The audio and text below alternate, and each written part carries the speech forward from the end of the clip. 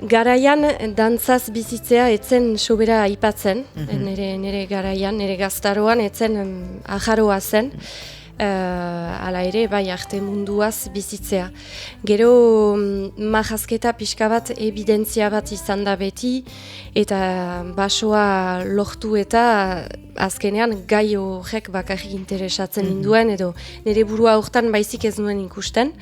Beraz, naturalki lizentzia hortarat joan nintzen, baina gero dantzaz bizitzea berantago etorrira pixka bat barneko sekretu bat zen, eta ez nuen sekulan hainbeste adierazi.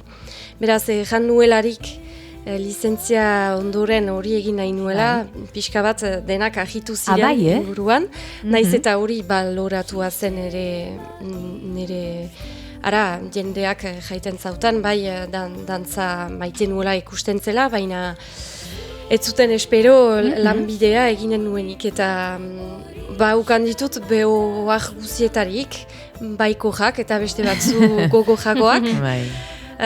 Nolaz bait ere seguraski gibeltasunarekin oartu niz ere jendea ez dela sobera usartzen egiterat sakonean nahi duena eta olako lanbideekin batez ere.